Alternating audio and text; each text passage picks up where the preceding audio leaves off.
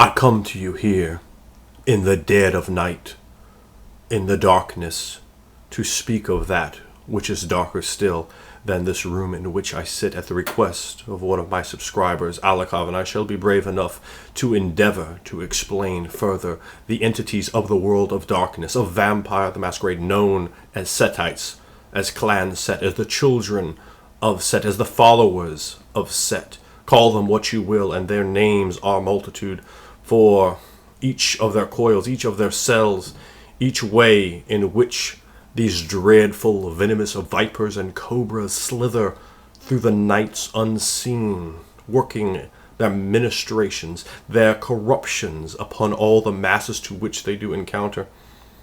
Whether they are actively operating drug trades or simply sitting in a monastery and allowing something as beautiful as faith to erode, to wither away into nothing.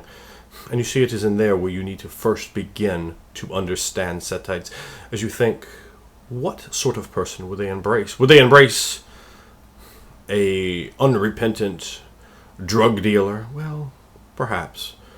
But more likely, they'll select a person of much higher moral standards, someone who can slowly descend, to slither down into that abyss, and then truly they do have a victory. For when they take one of the faithful, one of the pure, one of the wonderful, and sink their serpentine fangs into that neck and drain the vitae, the nectar, the blood from that person, and sate their own bestial, snake-like thirst, and then bring that kiss of eternal life back into that person, they have already won. For that individual will be corrupted. You must remember, the beast works in many ways, in mysterious, varied ways, as the gangrel will come to the ravening hatred of an animalistic nature and slowly devolve and descend back into a bestial form, and the Bruja will have so much less control than that person, that Bruja was before, would have over themselves because of the beast that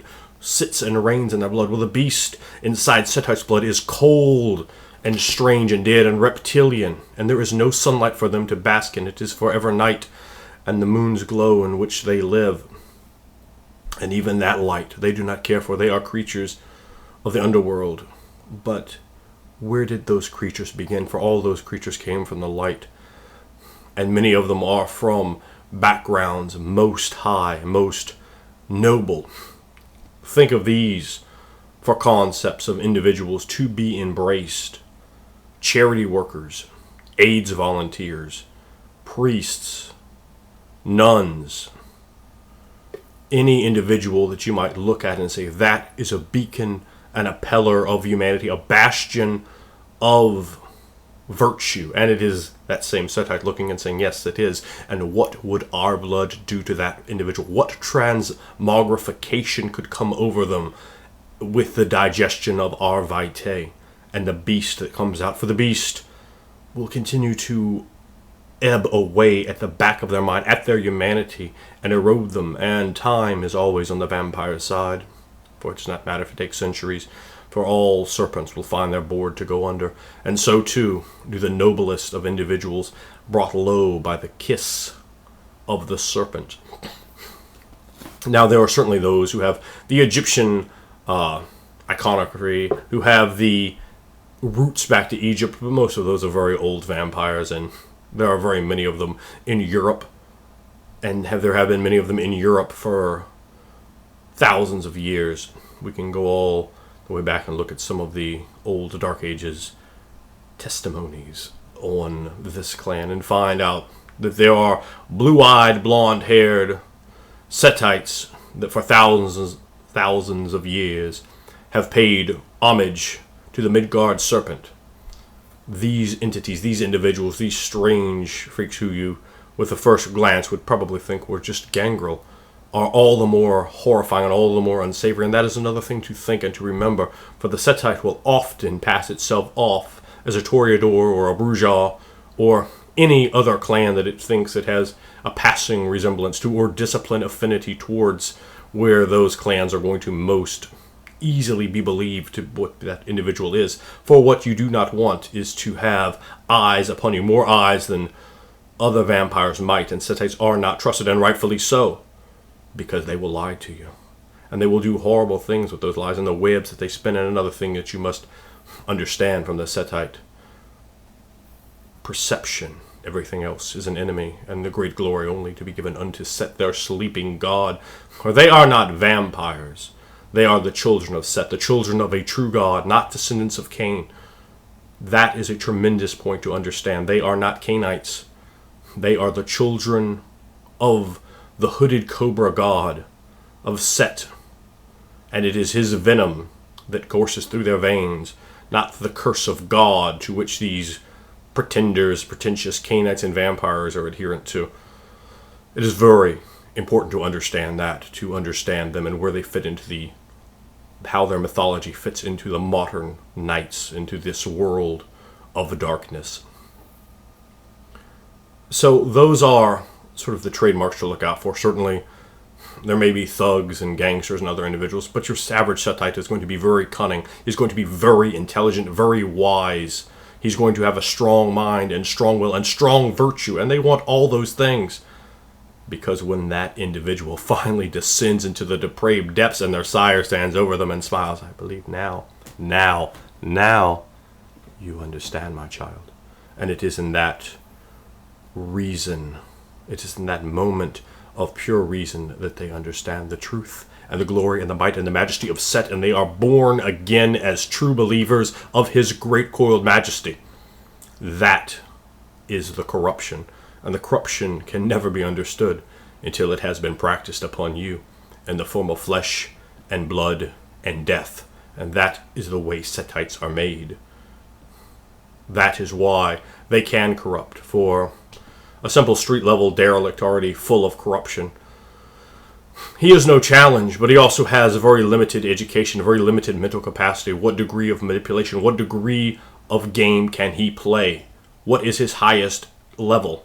He has nearly already achieved that, and it will not go much further. The Setites look for potential and possibility, and they hide. They are masters of obfuscate.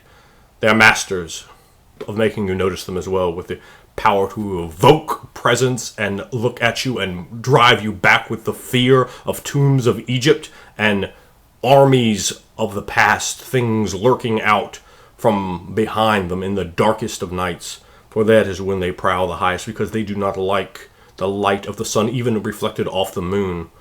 It is best to be known that where there is power, where there is ability to bend that power to break the will of both kind and kindred alike, the Setites will be there, because they are making ready, surely, to bring forth the Armageddon that they desire, to bring forth the day of Gehenna, where Set will finally rise from his tomb ancient and descend and devour the world, devour all that he wishes, and bring forth his corruption. For they are children of a unity and purpose. They are the scions of a god, and everything else is just a pathetic vampire that came from a man who was cursed by a god that they have no respect for. But they are children of a god, so how much elevated are they above other kindred?